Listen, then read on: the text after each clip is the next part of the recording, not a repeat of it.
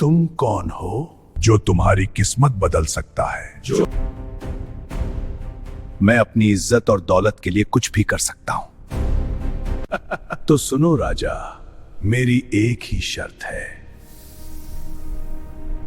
कौन सी शर्त? जो भी हो, मुझे मंजूर है।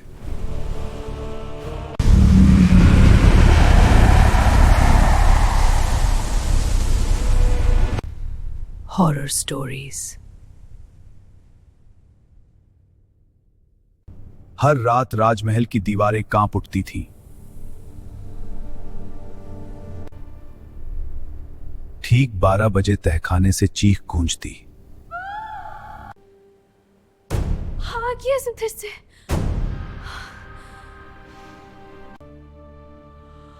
डर के बावजूद वो उठ खड़ी हुई। लंबे गलियारों से होती हुई तहखाने तक। अंदर से रोने की आवाज, पर दरवाजा बंद। माँ, वहां कौन चिल्लाता है? पुराना महल है, बस आवाजें हैं। तो सुनो, ये हमारे वंश का पाप है। 1885 में हमारा राजमहल पूरे राज्य में मशहूर था।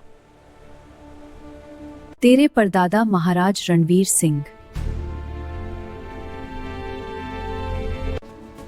शान, दौलत, इज्जत, सब कुछ था।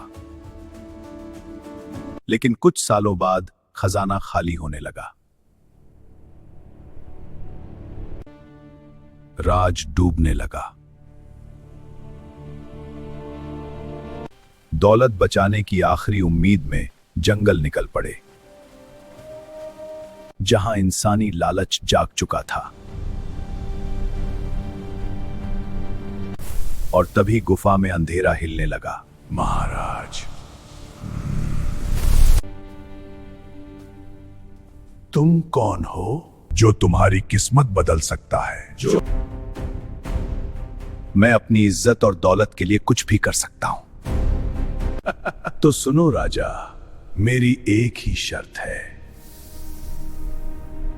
कौन सी शर्त? जो भी हो, मुझे मंजूर है। अगर ये सब मुझे हमेशा मिले बिना मेहनत के, तो मजा आएगा।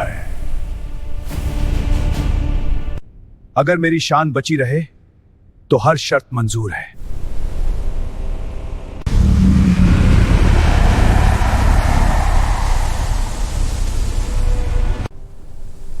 अपने महल के तहखाने में मेरे लिए एक कमरा बनवाओ। उस कमरे में मेरी एक मूर्ति रखी जाएगी। और इस महल की सबसे बड़ी बेटी जब 20 साल की हो जाए, उसे उसी कमरे में बंद किया जाएगा। चाहे कैसी भी चीख सुनाई दे, कोई दरवाजा नहीं खोलेगा। सौदा पूरा होते ही महाराज शैतान की मूर्ति लेकर महल लौट आए। महल के सबसे नीचे तहखाने में उसके लिए कमरा बनाया गया। और उसी अंधेरे में शैतान की मूर्ति स्थापित कर दी गई। उस रात राजा ने अपनी बेटी को दुल्हन की तरह सजाने का हुक्म दिया। माँ, ये सब क्या हो रहा है? मुझे वहां क्यों ले जाया जा रहा है? रानी ने कुछ नहीं कहा, बस आंखें झुकाकर मायूस खड़ी रही। जब उस कमरे का दरवाजा बंद किया गया तो महल की दीवारों में एक चीख गूंज उठी। 1 महीने तक हर रात वो चीखें सुनाई देती रहीं। और फिर एक दिन सब शांत हो गया।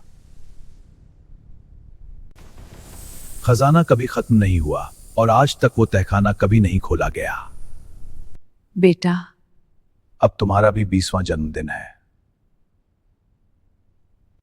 और तहखाने का वादा कभी अधूरा नहीं रहता।